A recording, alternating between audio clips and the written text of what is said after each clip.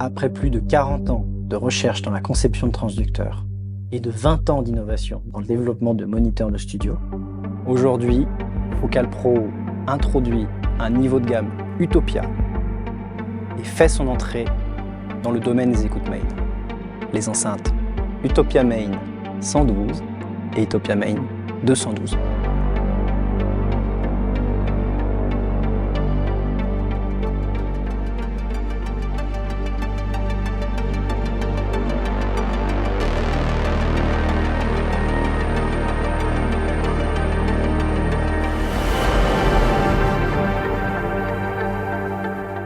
Nous sommes fiers de vous présenter ces enceintes qui incarnent tout le savoir-faire de Focal à la recherche à la fois de fort niveau SPL et de précision en studio.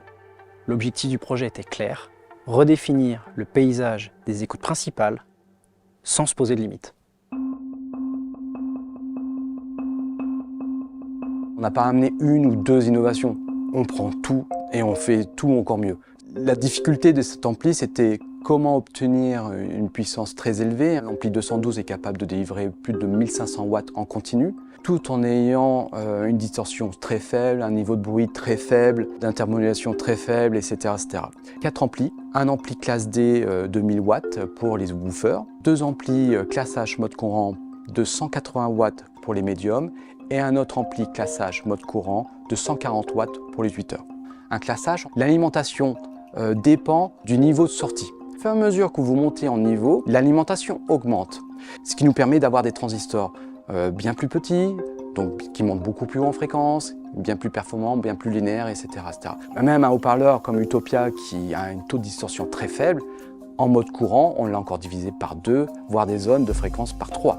Un haut-parleur chauffe, c'est naturel. Là, en mode courant, vous n'avez plus de compression thermique. Comme si le haut-parleur, quelque part, disparaissait, quoi. C'est comme si vous avez une connexion directe avec le son. Nous avons aussi une feature board full analogique. On a un réglage qui permet de dire, si l'enceinte est dans un mur, on peut activer ce réglage. C'est une enceinte qui peut être close. On peut boucher les évents.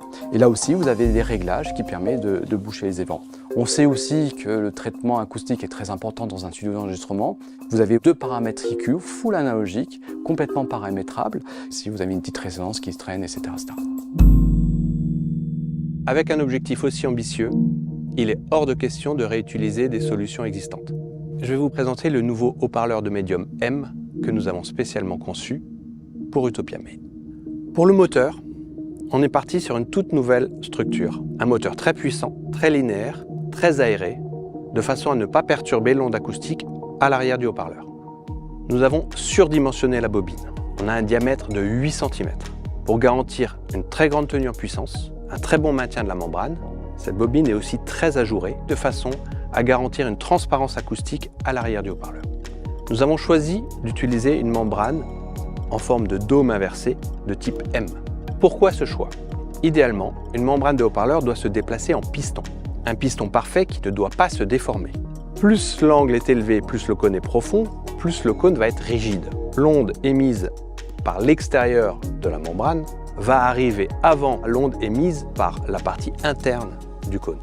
Cette profondeur ou ce décalage ou encore déphasage va créer des accidents dans la réponse en fréquence. Nous avons divisé cette profondeur par 3. Donc repousser le phénomène acoustique à des fréquences 3 fois plus élevées dans un domaine où le haut-parleur ne joue plus. Il y a un autre intérêt à utiliser cette forme. C'est exactement la même que la forme qu'on va retrouver sur notre tweeter. Et donc, à la fréquence de coupure, la transition en termes de directivité et de réponse en fréquence sera bien plus naturelle que sur une conception traditionnelle. Le challenge, c'était de n'avoir qu'un seul tweeter alors qu'on a 2 woofers et 2 médiums. Donc il a fallu revoir tout le tweeter. La bobine, elle est passée de 20 mm à 25 mm. Donc ceci a permis d'augmenter les échanges thermiques entre la bobine et le moteur. Sur le moteur, on a augmenté la hauteur de l'entrefer pour que la bobine puisse avoir plus d'excursions, parce que lorsqu'on joue très fort, même un tweeter arrive à bouger. Donc d'habitude, les moteurs sont à plat et viennent obstruer la face arrière du tweeter. Là, on a réorienté les aimants dans le sens axial, ce qui permet d'avoir une très forte décompression et beaucoup de champ magnétique. On a développé une nouvelle suspension en forme de S qui permet d'avoir une compliance parfaitement symétrique et centrée. Le tweeter résonne très bas puisqu'il est à 400 Hz. L'autre avantage de la membrane M, c'est qu'elle est inversée et elle permet d'avoir le même niveau sonore jusqu'à 15 kg entre 0 et 30 degrés. Et on a toujours le même équilibre. Pour la partie structurelle, on a cherché à minimiser les vibrations que peuvent émettre les éléments internes mais aussi le corps de la caisse. Et donc pour l'optimisation, on a utilisé des systèmes de renfort, de nervurage qui ont été optimisés et dimensionnés à l'aide de modèles FEM et BEM. On a minimisé les effets indésirables qui peuvent se produire dans un évent, à savoir la présence de turbulences ou de vortex. Ça nous permet d'avoir un évent qui est très linéaire. Grâce à ces simulations, on a pu s'assurer que notre enceinte se comporte comme un corps inerte, que ce qu'on écoute provient des haut-parleurs et non pas de notre enceinte. Nouvelle ligne, nouveaux produits, et des caractéristiques hors normes qu'on n'a jamais faites encore chez Focal. Une paire d'enceintes à des haut-parleurs qui sont appairés pour éviter d'avoir une différence gauche-droite, quel que soit le produit. On a un poste de travail dédié pour les amplis. On a des tests qui vont nous permettre donc d'assurer qu'il y a zéro problème chez le client. La philosophie, c'est comme la SSL, la 4000G en fait. Tout le monde a mixé sur une 4000G, pourquoi ? Parce qu'avant d'avoir la G, il y a eu la A, la B, la C, la E, la F. Beaucoup d'ingénieurs du son qui ont donné leur retour sur les produits, quoi.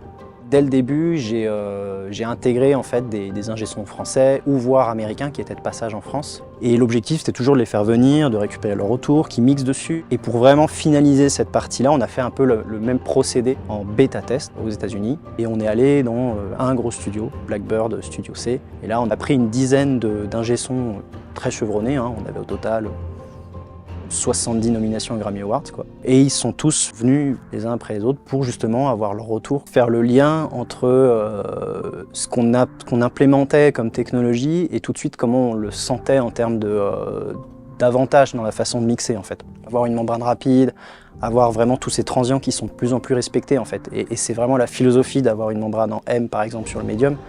Et ça donne tout ce genre de détails qu'on a envie d'avoir dans une reverb, à se dire ok, là je sens ce qui se passe, tout ça c'est important. Pour toute l'équipe qui a travaillé sur le projet, ce qui donne beaucoup de sens, c'est aussi de se dire que ce sont des enceintes qui vont servir à faire de l'art.